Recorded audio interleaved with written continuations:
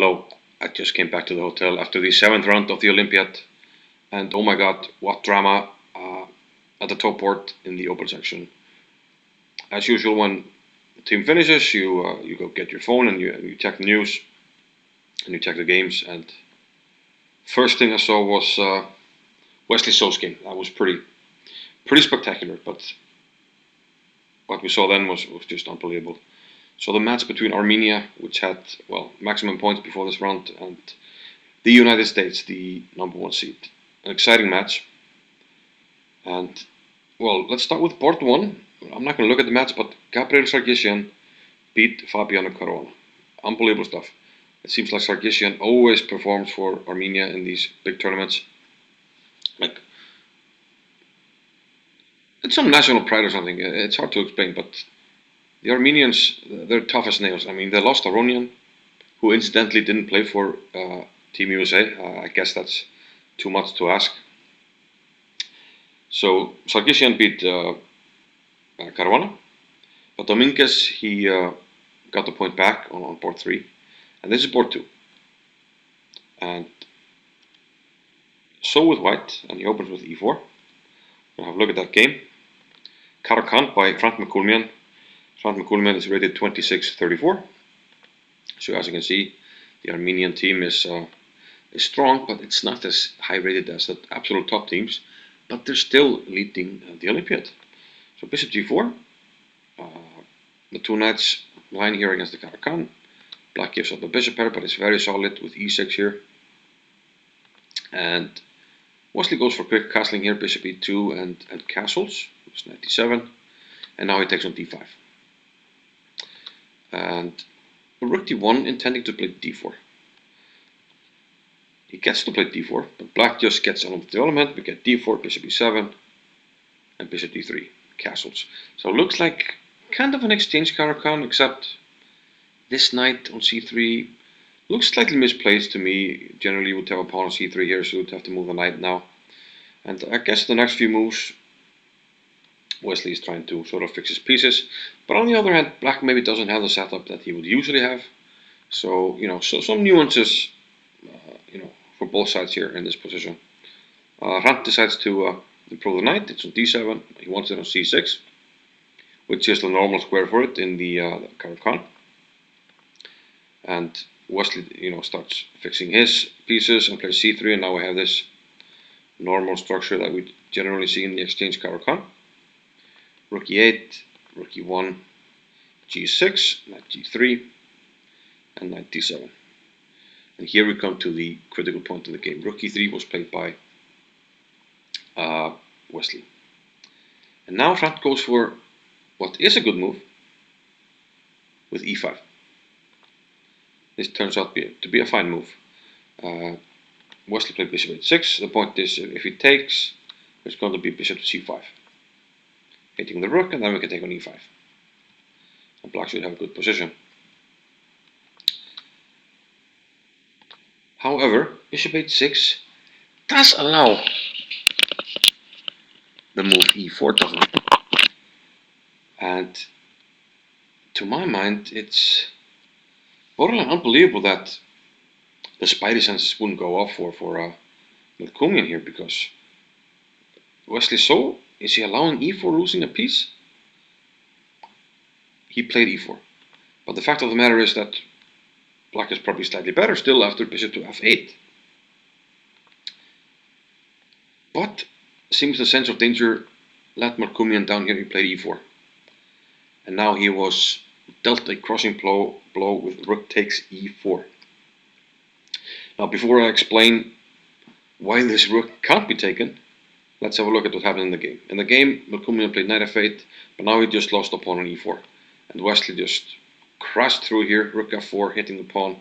It's difficult to defend, so you have to play f5. But Wesley just, boom shakalaka, he sacked the piece. And he's crashing through. And black simply doesn't have any defenders here.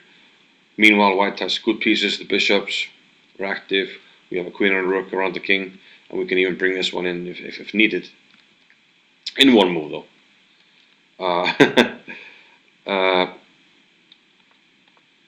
Black tried queen d6, but there's simply no defense here. let's try another move, something like knight g6. It looks sensible, but we can just take on d5, and you can't even defend this. So it's probably just the lost position. Queen d6, queen g4. If you interpose the queen, there's rook check and win the queen on g6. So he interposed the knight, but another fine move by Wesley. Takes on d5. Now if the queen takes, you lose control of this, and while it's mate, you're going to lose a bunch of material. So queen f6, but then g3, bishop f8, rook f5, and just a few more moves here. Bishop c4 check, king h8, and bishop to f6, and Melkumyan resigned. That was pretty devastating right here for Sargissian. But let's have a look at why he didn't take the rook on e4. So it's astounding that he plays a move like e4 and doesn't smell a rat with a player like Wesley So, almost ready 2800. So, well, the rat was the following. If you take the rook, there follows a spectacular queen sacrifice. Wesley would have played queen takes f7. Obviously, it's the only move to justify sacrificing a rook. And now the king would be out in the open. And look how these bishops work beautiful together to cut off everything the king can, everywhere the king can go. He has to go to f6, but now the knight enters the fray, and the white pieces just coordinate beautifully. King f5, g4 check, and then you take your pick. After rook e1 check, this is all forced. King f3. You can mate with rook e3, but I agreed with my fellow teammate from Iceland, Helgi Gretarsson, Grandmaster. The bishops sort of started the job, and they should finish it. Bishop d5 is the nicer mate. So, yeah, very nice tactic, but yeah, one has to put a question mark on the decision making of Hrant Melkumyan in this one. So here, USA is leading by the score 2-1. One game left. Sam Shankland with white against Robert Hrant. And Sam correctly played b3, and he is about to secure a draw here because he's going to get rid of the last pawn that black has. The only real danger to lose the game, the last pawn. But here, something weird happened. Hrant moved his queen to g2. But Shankland thought he played his queen to h1. And immediately, as the queen was going to g2, and he thought it was on h1, he reached for the king and played king c2. Sort of like a pre-move online. Kind of pre-moved in live chess, which you can't do. So after queen c2, he moved the king on c2, and then realized he didn't play king h1. And now the problem is you touch the king, and in live chess there's a touch move rule. If you touch a piece, you have to move it. And very unfortunately for Sam, the only legal move with the king would be to play king c1. But that's completely lost after queen b2, king d1, and queen takes b3 check. You have to trade the queens, then this pawn is unstoppable.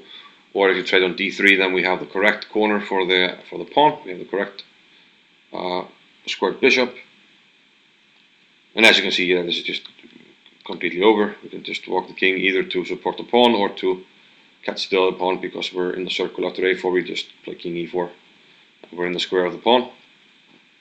So incredible drama in this match, and Armenia gets 2-2 draw. Big result, and the second draw for Team USA, and this means we're just going to have a tight pack on, at the top, and this will be hopefully a very exciting Olympiad, and we'll go down the wire. But yeah, I just had to share this incredible turn of events. So yeah, I guess that will be it from the 7th round from me. See you later. Bye bye.